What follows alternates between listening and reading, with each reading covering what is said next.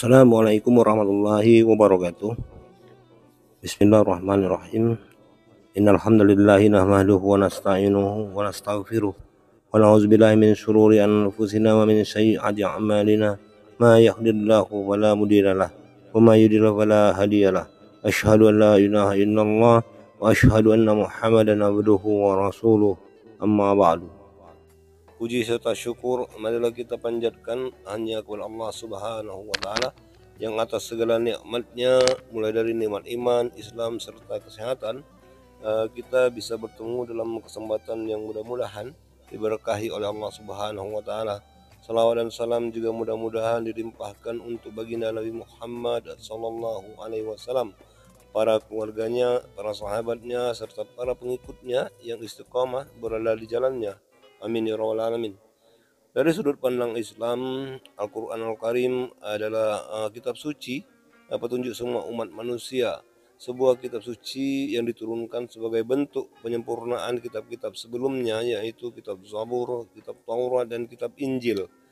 Ayat-ayat di dalam kitab suci Al-Quran tersebut Allah wahyukan melalui perantara malaikat Jibril kepada Rasulullah SAW selaku hambanya yang mendapatkan amanah untuk menyampaikan risalah dari kitab suci Al-Quran tersebut kepada manusia seluruhnya. Kitab suci Al-Quran sesuai konsensus umat Islam merupakan rujukan paling utama atau hujah utama yang menempati posisi sentral bagi seluruh disiplin ilmu keislaman. Dan terkait tema kajian kita kali ini adalah terkait dengan satu kata di dalam Al-Quran yang dimaknai beragam dan parsial di kalangan umat Islam khususnya, yaitu kata hikmah. Sahabat ulul albab sekalian, kita sudah melakukan beberapa tema kajian di channel forum kajian tasawuf lil alamin ini. Semoga Allah meridhoi ikhtiar kita ini dalam usaha menjadi insan yang mudah-mudahan tergolong ke dalam golongan ulul albab. Untuk keselarasan dan kontinuitas sami'na kita terhadap kajian-kajian kita tersebut, saya sangat menyarankan kepada sahabat semua agar dapat sami atau mendengarkan dari mulai mukadimahnya dan tema kajian awal secara beruntut terus hingga mendengarkan tema-tema selanjutnya. Saya pribadi juga terus mendengarkan ulang semua tema kajian yang tersampaikan melalui lisan saya sendiri di channel ini, karena bagi saya diri saya ini bukanlah siapa-siapa. Saya bukan dari keluarga agamawan, saya tidak punya apa-apa, saya tidak bergelar apapun. Saya hanyalah sebagai perantara dari risalah yang Allah firmankan di dalam Al-Quran Al-Karim dan sunnah yang telah Rasulullah sampaikan secara sempurna. Yang mutlak dari saya itu adalah kekhilafannya, dan kehilafan saya ini bukanlah bagian dari forum ini. Buang dan tinggalkan saja agar kita terhindar dari dosa saling menghujat. Untuk konsekuensinya biarlah saya yang menegosiasikannya kepada Allah secara privasi. Maka dari itu di channel ini saya tidak membuka ruang komentar.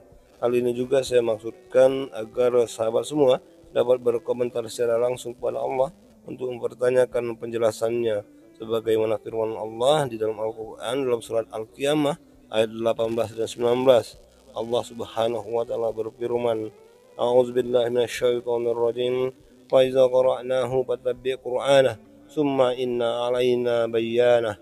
Apabila kami telah selesai membacakannya, maka ikutilah bacaan itu.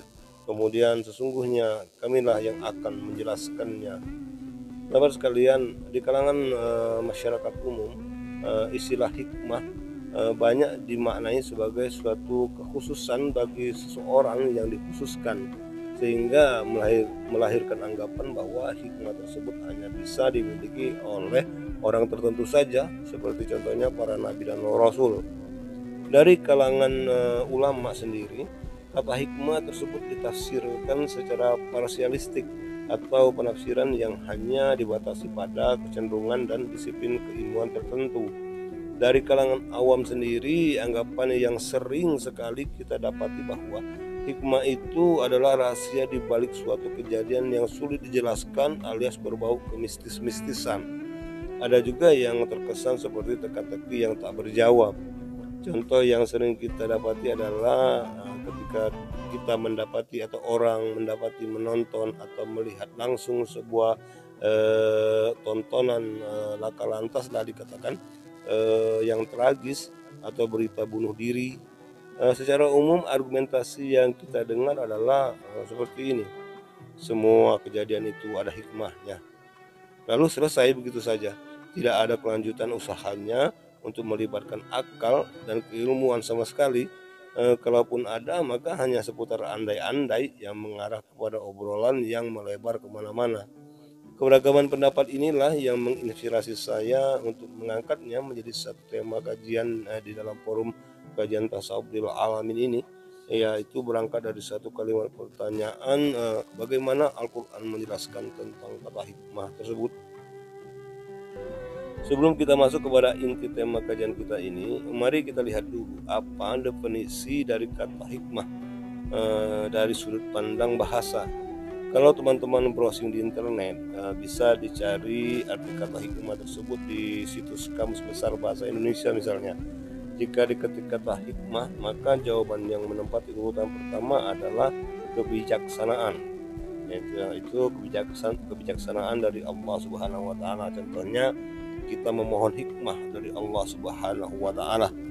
Kemudian pada urutan selanjutnya yaitu ada kata sakti, kesaktian, kemudian makna yang dalam, makna yang terkandung di balik sebuah peristiwa, dan manfaat.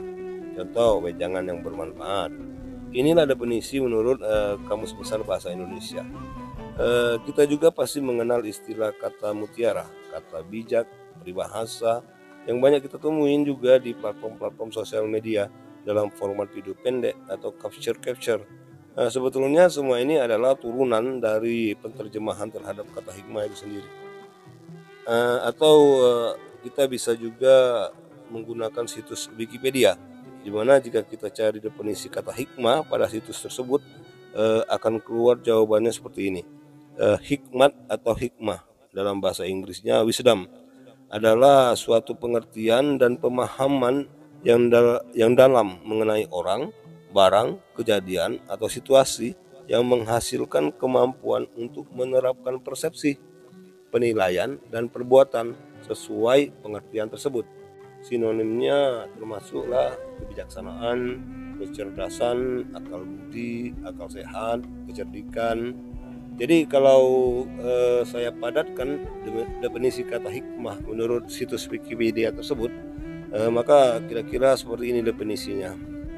Hikmah adalah suatu pemahaman spiritual yang dilandasi keilmuan yang kemudian dijadikan sebagai landasan argumentasi atau jawaban, landasan dalam bersikap menyikapi, dan landasan tindakan dalam merespon semua perkara yang belum, yang sedang, dan yang sudah terjadi dalam semua perkara di semua aspek dan dimensi kehidupan. Sahabat sekalian, terhadap penemuan semua perkara dalam hidup yang kompleks ini pada hakikatnya adalah hubungan manusia dengan manusia, bahkan semua makhluk ciptaan Allah adalah hubungan kemitraan. Dari sini dapat dimengerti mengapa ayat-ayat Al-Quran menggambarkan hikmah yang berhubungan dengan kehidupan terkait dengan pemikiran, akal, keilmuan, keadilan, dan kebaikan. Kebaikan sebagai hubungan saling menyempurnakan yang tidak dapat terpenuhi kecuali atas dasar kebijaksanaan. Di dalam kitab-kitab tafsir, kata-kata hikmah terkadang didefinisikan dengan makna Al-Quran, terkadang dengan makna as-sunnah atau kenabian. Karena itulah diriwayatkan dalam beberapa hadis tentang doa Rasulullah kepada Abdullah bin Anas yang berbunyi seperti ini. Semoga Allah mengajarkan hikmah kepadanya dan paham dalam agama. Lapas hikmah di dalam Al-Quran banyak ditujukan kepada Nabi dan Rasul, yaitu hikmah yang mengandung arti al-sunnah, yaitu pengetahuan tentang halal dan mengenai rahasia yang tidak diketahui oleh orang awam. Dengan kelebihan yang dimiliki oleh Nabi dan Rasul, maka mereka diberi tugas oleh Allah untuk menyeru dan mengajak manusia kepada jalannya.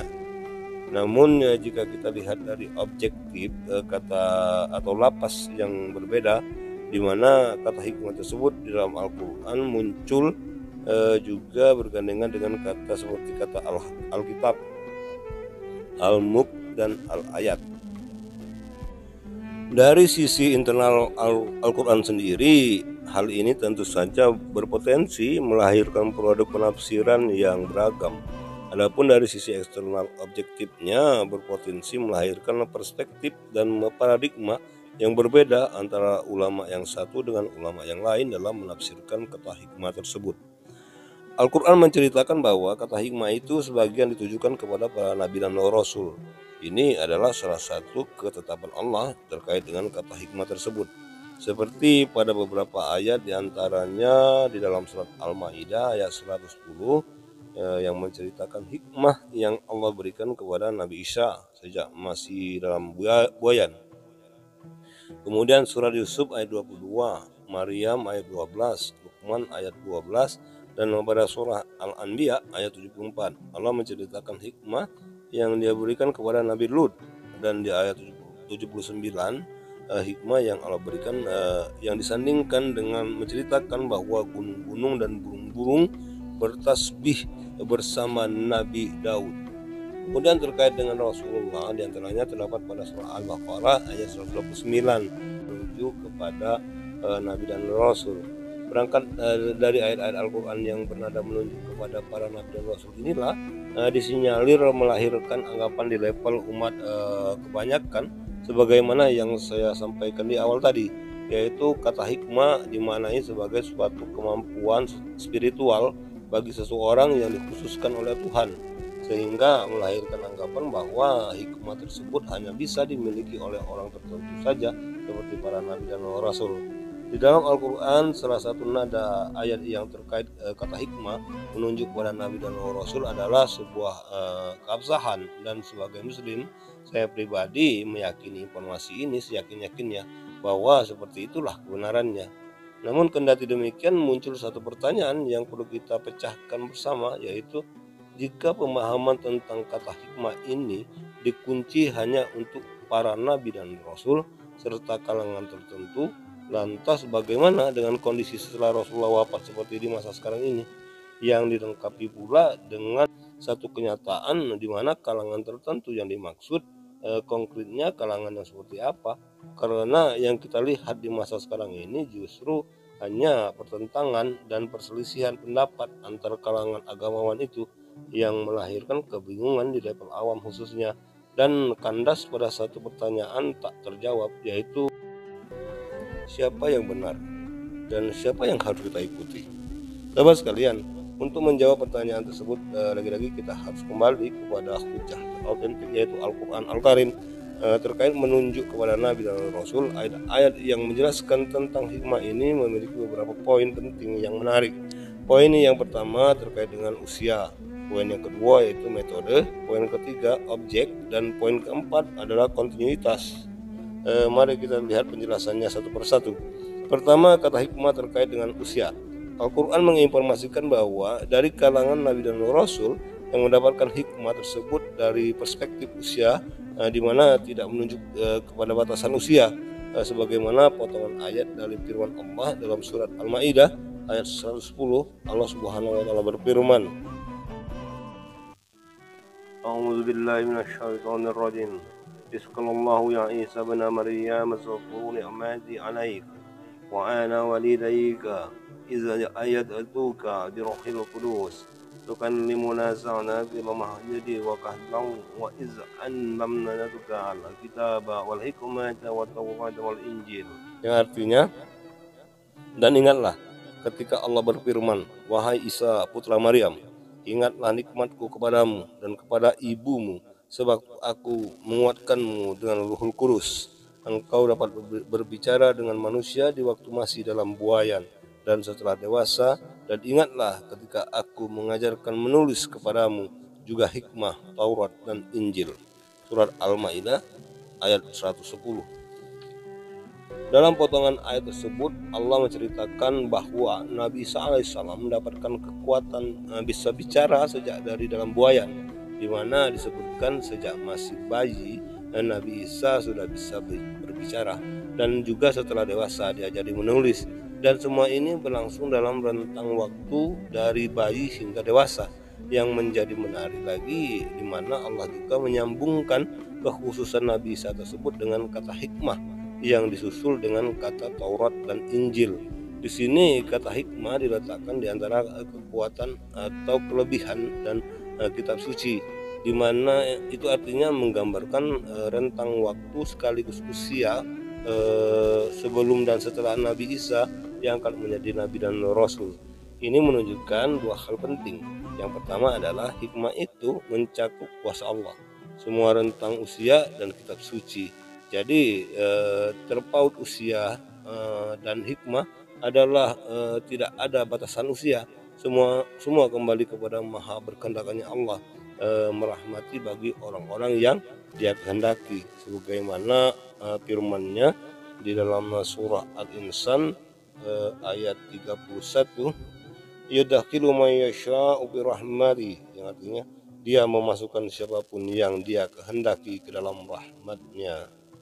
Inti dari ayat ini bahwa Allah merahmati siapa saja yang Dia kehendaki, dalam artian bahwa rahmat-Nya itu tidak terpaut pada umur, status duniawi, siapa dia atau apapun derajat duniawinya, tapi tergantung kepada kehendak-Nya.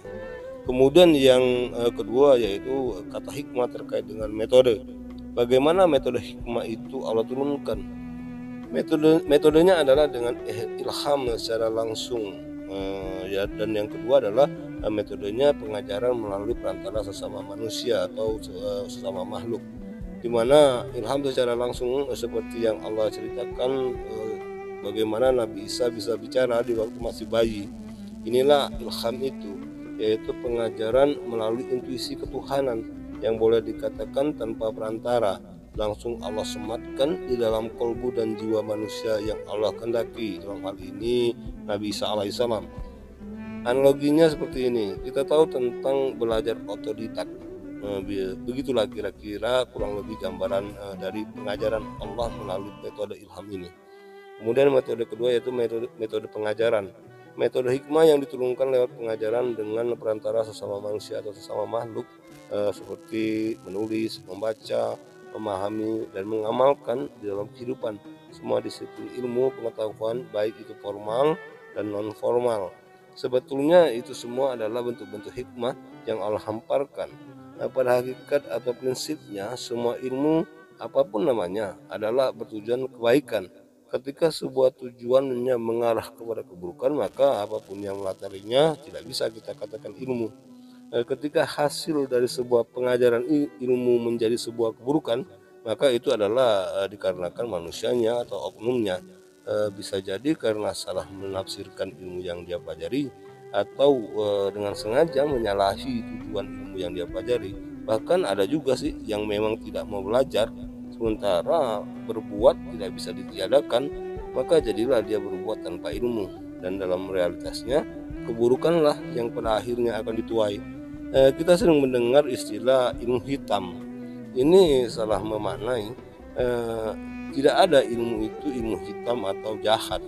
Kita harus cerdas dalam menelaah sebuah istilah.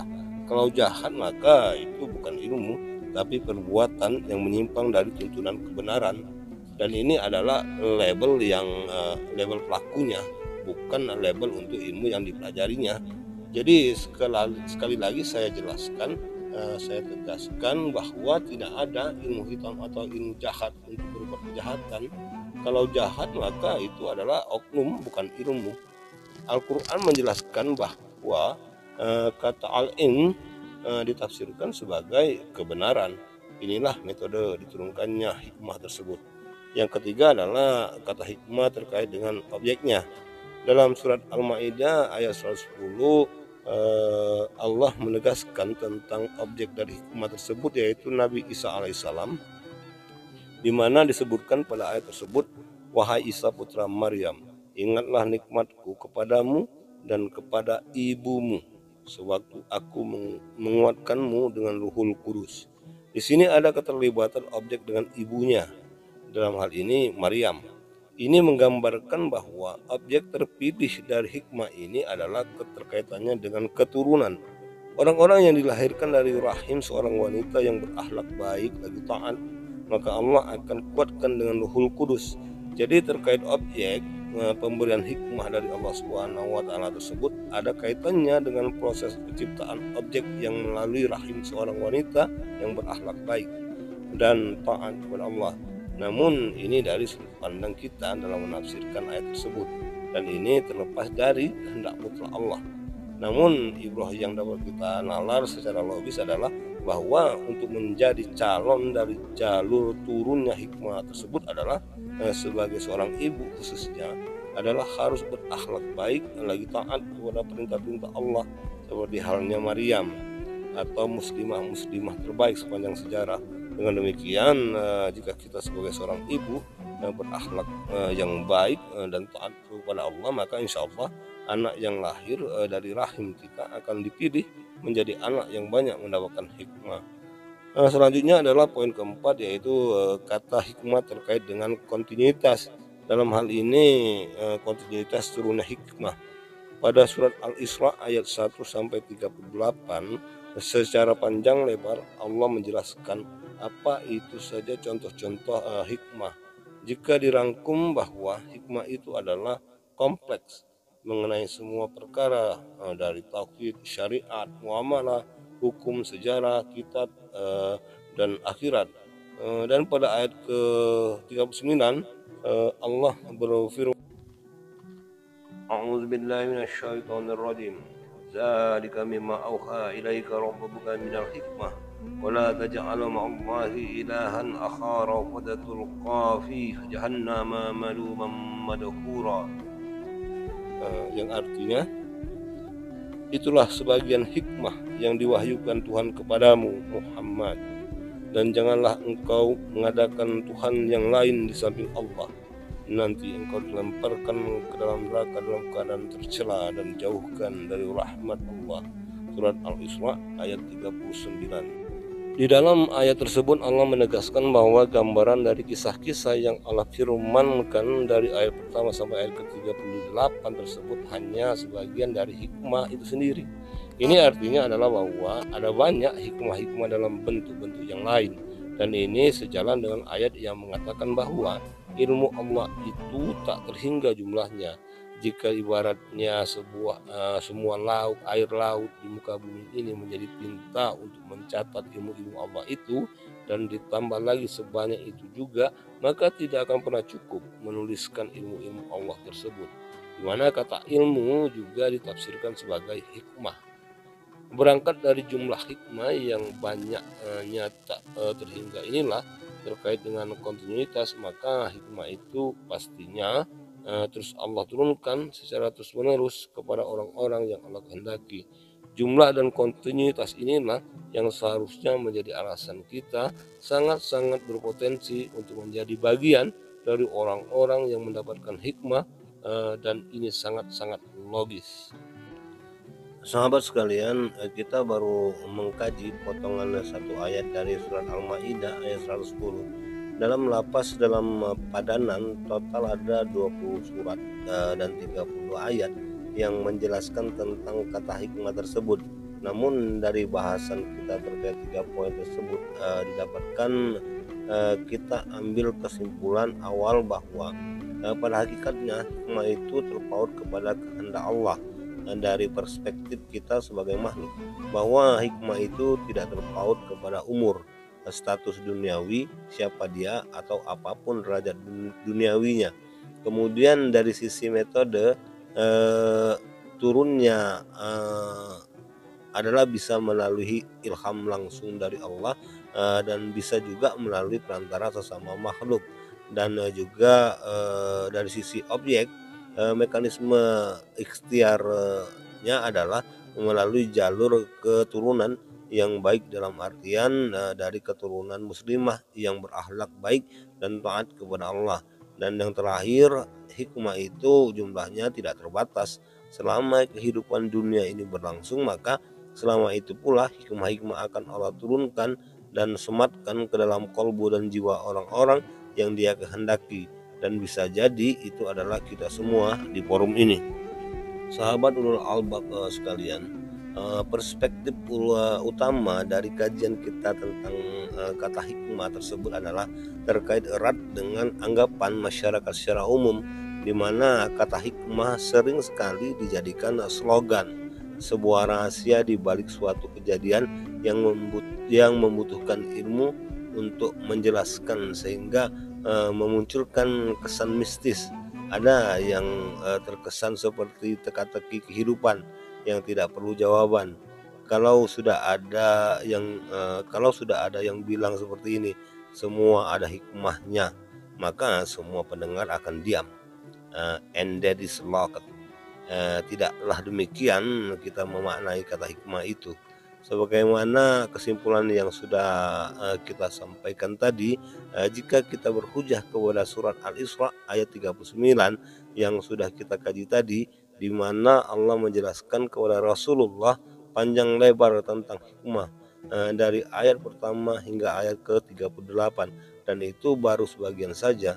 Itu artinya bahwa hikmah itu bisa dijelaskan, dan hikmah itu bukan teka-teki tak berjawab. Lalu hikmah-hikmah yang sebagian lagi akan terus Allah turunkan, terlebih di masa setelah Rasulullah sudah wafat sekarang ini. Lantas kira-kira kemana hikmah itu akan Allah alamatkan kalau bukan kepada manusia sebagai makhluk pengemban amanah kehidupan duniawi ini?